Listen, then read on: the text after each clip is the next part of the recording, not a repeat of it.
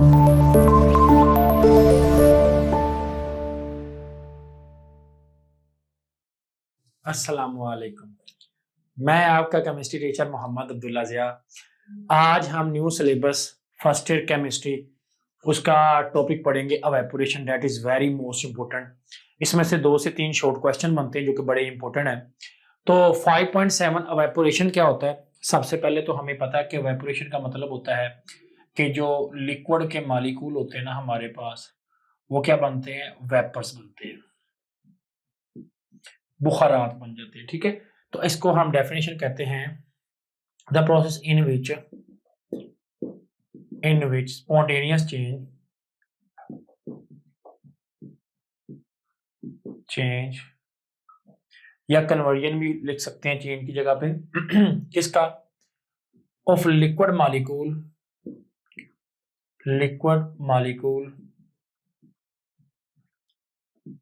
Into vapour state, liquid molecule का vapour state में change हो जाना एट गिवन टेम्परेचर। हमारे पास लगातार जो लिक्विड के मॉलिक्यूल बुखारात की हालत में चेंज हो रहे होते हैं, उस प्रोसेस को कहते हैं अवेपोरेशन। अवेपोरेशन जो है उसके बारे में सबसे पहला क्वेश्चन है कि अवेपोरेशन कॉजेस कूलिंग। सबसे पहले तो हमें ये पता होना चाहिए कि लिक्विड के मॉलिक्यूल में जो मॉलिक्यूल्स होते हैं उनकी एनर्जी सेम नहीं होती, डिफरेंट एनर्जी होती। कुछ की एनर्जी जो होती है वो होती है हाई, और कुछ मॉलिक्यूल की जो एनर्जी होती है वो क्या होती है? लो। अब हमारे पास एक बीकर है या एक बर्तन है जिसमें 1 गिलास पानी है, और इस गिलास पानी के अंदर तमाम मॉलिक्यूल की एनर्जी सेम नहीं हो सकती। उनमें कुछ एनर्जी के मॉलिक्यूल्स हाई काइनेटिक एनर्जी रखते हैं, जिसे हाई एवरी काइनेटिक एनर्जी कहते हैं, और कुछ की हमारे पास लो एनर्जी होती है। जब हम किसी लिक्विड को हीट करते हैं और वो हीट की वजह से जो हाई एनर्जी मॉलिक्यूल होते हैं अपनी एनर्जी गेन करते हैं, और उस गेन करने की वजह से वहां से अवेपोरेट हो जाती हैं फर्स्ट। जब भी हम किसी लिक्विड को हीट करते हैं तो जो हमें आमतौर पे आंखों से भी नजर आ रहा होता है, सबसे पहले जो मॉलिक्यूल वहां से बुखारात बन के वहां से निकलते हैं ना, वो वही मॉलिक्यूल होते हैं जिनकी एनर्जी क्या होती है? हाई। तो पीछे बर्तन में कौन से मॉलिक्यूल पड़े होते हैं? लो। अब होता यह है कि आपने एक चीज समझ ली कि एक बीकर के अंदर या एक गिलास पानी के अंदर मॉलिक्यूल की 2 तरह की एनर्जी होती है, कुछ की हाई होती है और कुछ की लो। एग्जांपल लाइक एक 100 मॉलिक्यूल्स हैं किसी बीकर के अंदर, तो हो सकता है 70 मॉलिक्यूल की एनर्जी हाई और 30 मॉलिक्यूल की एनर्जी लो। अब हाई एनर्जी वाले अपनी एनर्जी सबसे पहले कंप्लीट करते हैं और वहां से बुखारात बन के निकलना शुरू हो जाते हैं। पीछे कौन रह जाता है? लो एनर्जी मॉलिक्यूल। अब लो एनर्जी मॉलिक्यूल की एनर्जी इतनी लो हो जाती है कि वो भी चाहते हैं कि कंटिन्यूसली वो भी बुखारात बन जाए, तो उसके लिए उन्हें जो एनर्जी चाहिए होती है वो कहां से लेंगे? जबकि हाई वाले तो वहां से इवेपोरेट हो चुके हैं, तो वो सराउंडिंग से अपनी एनर्जी को गेन करते हैं, क्योंकि उनका टेम्परेचर कम हो चुका होता है, उनकी एनर्जी कम होती है, और वो एनर्जी की फॉर्म बाहर सराउंडिंग से जब लेते हैं, यानी जहां पे आप किचन में खड़े हैं या कहीं पे भी खड़े हैं, तो जब सराउंडिंग से अपनी हीट लेते हैं तो जहां से हीट मूव करके उनकी तरफ आती है उस जगह का टेम्परेचर जो है वो क्या हो जाता है? कम। तो इस प्रोसेस को कहते हैं अवेपोरेशन कॉजेस कूलिंग।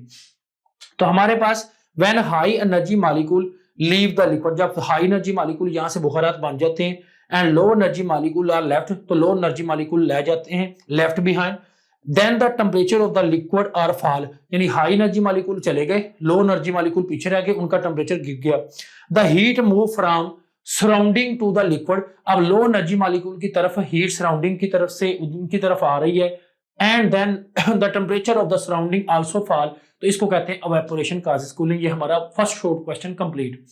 सेकंड है जी, a one feel sense of cooling under the fan after a bath, नहाने के बाद पंखे के नीचे ठंडक क्यों लगती है? बड़ा आसान सा है अवेपोरेशन। अवेपोरेशन क्या होता है? हमारा जिस्म जो होता है वो वेट होता है, गीला होता है, और उसके ऊपर जो गीले पानी के बुखारात यानी बनते हैं, यानी पानी के जो मॉलिक्यूल है उनके ऊपर फैन की जब एयर पड़ती है तो होता यह है कि वो मॉलिक्यूल को वहां से बुखारात बनने के लिए एनर्जी चाहिए होती है कि वो हमारे जिस्म से ही एनर्जी ले लेते हैं, और जब वो हमारे जिस्म से एनर्जी ले लेते हैं हमारी बॉडी से एनर्जी ले लेते हैं तो वो मालिकूल बुखारात बन के खुद तो चला जाते हैं, पीछे हमारी बॉडी का टेम्परेचर क्या हो जाता है, कम। और किसी भी चीज का टेम्परेचर कम हो जाना मीन ठंडा यानी कूलिंग फील करता है।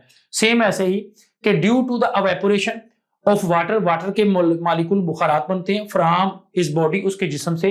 कहता है व्हेन एक्सपोर्ट टू एयर, जब हवा पड़ती है, the molecule of the water, water के मालिकूल जो है वो take away the energy of the body, वो जिस्म से बेसिकली एनर्जी ले लेते हैं। That is very most important short question और ये एक्सरसाइज के अंदर भी है।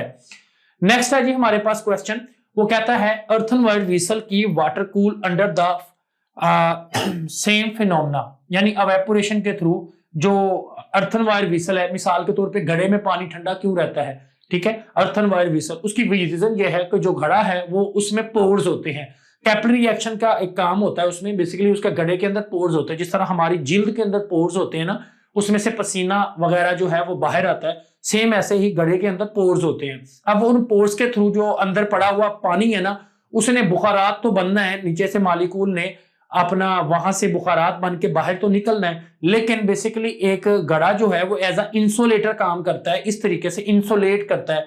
वैसे ही जैसे हमारे पास थर्मोस होता है, वो बाहर की हीट से अंदर वाले लिक्विड को गर्म रखता है, या चाय वाला थर्मोस है वो अंदर हीट को ज्यादा देर तक गर्म रखता है, सेम फिनोमेना। लेकिन जो हमारे पास घड़ा है ना, उसमें अर्थनवायर व्हीसल है, उसमें होता ये है बेसिकली कि मालिकूल को वहां बुखारात बनने के लिए एनर्जी चाहिए। अब एनर्जी जो उन्हें चाहिए तो वो कहां से लेके, अपने ही लिक्विड से। मिसाल के तौर पे पहला जो प्रोसेस देखा उसमें हम चूल्हा जलाया हुआ था जिसमें हाई एनर्जी मालिकूल निकल गए और लो एनर्जी रह गए। अब यहाँ पे जब हमने देखा तो a one feel sense of cooling, इसमें भी क्या हुआ, पंखे की हवा की वजह से उसको वेपोरेशन में हेल्प मिली। लेकिन अर्थनवायर व्हीसल के अंदर, घड़े के अंदर जो पानी है, उनको जो एनर्जी चाहिए वो कहां से ले, वो अपने ही लिक्विड से लेते हैं। मतलब दो तरह के मालिकूल है ना, हाई एनर्जी वाले लो एनर्जी की ही एनर्जी हासिल करके वहां से वेपोरेट हो जाते हैं, और पीछे जो लो एनर्जी मालिकूल आ जाते हैं उनकी काइनेटिक एनर्जी इतनी कम हो जाती है, उनकी एनर्जी कम हो जाती है, एनर्जी कम होने से उनका टेम्परेचर भी कम हो जाता है, और जब टेम्परेचर कम होता है it's mean that cooling effect. तो वो कहता है अर्थनवायर व्हीसल आर पोर्स, फिर कहता है the water molecule having a sufficient kinetic energy to overcome the intermolecular force, molecule वहां से अपनी एनर्जी को खत्म करके, ब्रेक डाउन करके वहां से बुखारात बनना चाहते हैं। आगे come out to the pores, और वो पोर्स के पास आते हैं, जो हाई एनर्जी वाले मालिकूल है ना, अपने आप को तोड़ के एनर्जी हासिल करके पोर्स के पास आते हैं एंड एवेपोरेट, और वहां से बुखारात बन के चले जाते हैं। This process of the evaporation, उन हाई एनर्जी मालिकूल को वहां से बुखारात बन के निकलने के लिए क्या होता है, कीप्स ऑन टेकिंग प्लेस, ऐसा काम होने के लिए and energy required from the liquid, उन्हें एनर्जी चाहिए होती है जो कि उधर से ही लिक्विड से हासिल करते हैं। एवरी काइनेटिक एनर्जी जो हमारे पास रिमेनिंग मालिकूल होती है उनकी डिक्रीज हो जाती है, जिससे उनका टेम्परेचर भी डिक्रीज हो जाता है, और टेम्परेचर डिक्रीज होने से हमारे पास इसमें कूलिंग इफेक्ट आता है। तो हमारा एवेपोरेशन का इस टॉपिक के साथ मजीद 3 चीजें हमने और लिखनी है, वो ये है कि फैक्टर्स कौन से हैं हमारे पास। तो इसमें जो फैक्टर्स की जब हम बात करते हैं तो इसके 3 फैक्टर हमारे पास आते हैं। नंबर 1 जो इसके अंदर फैक्टर आता है वो है टेम्परेचर। अच्छा, अब टेम्परेचर के साथ साथ हमारे पास नंबर 2 फैक्टर आता है इंटरमॉलिक्यूलर फोर्सेस, और इसके बाद तीसरा फैक्टर इसके बाद आता है सरफेस एरिया।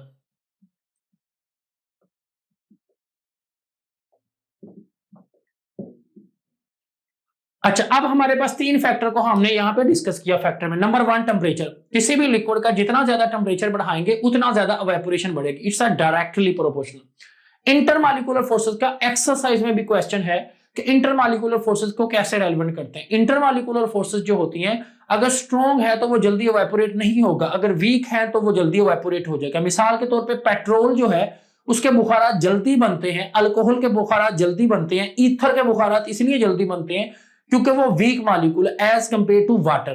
तो जो मालिकूल मजबूत होते हैं वो जल्दी बुखारात नहीं बनते।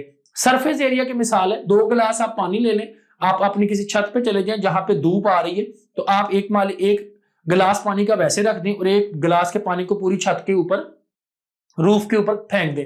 तो मुझे बताएं कौन सा मालिकूल के बुखारात सबसे ज्यादा बनेंगे? जिस मालिकूल को पानी को आपने पूरी रूफ के ऊपर फेंक दिया था। इसमें डैट का ये पता चला कि जिस मालिकूल की सरफेस एरिया ज्यादा बढ़ जाए वहां से मालिकूल ज्यादा अच्छे से बुखारात बन के उतरते हैं। निकलते हैं और एज कम्पेयर टू जहां पे सरफेस एरिया कम होता है। तो ये 3 फैक्टर हमने इसके साथ करने हैं जो इस टॉपिक में, जो कि आपके टेक्स्ट बुक में मेंशन्ड नहीं है। तो यहाँ पे हमारा टॉपिक कंप्लीट हुआ जिसमें हमने डेफिनेशन के बाद एक सवाल इवेपोरेशन कॉजेस कूलिंग देखा जो कि एक्सरसाइज में है, और उसके बाद हमने one feel sense of cooling under the fan ये क्वेश्चन देखा जो भी एक्सरसाइज में है। उसके बाद हमने अर्थन वाइज व्हीसल देखा जो कि इंपॉर्टेंट क्वेश्चन है, एंड देन हमने इसको फैक्टर्स को स्टडी किया। यहीं इसके साथ हमारा लेक्चर कंप्लीट हुआ। दुआओं में याद रखिएगा। अल्लाह हाफिज।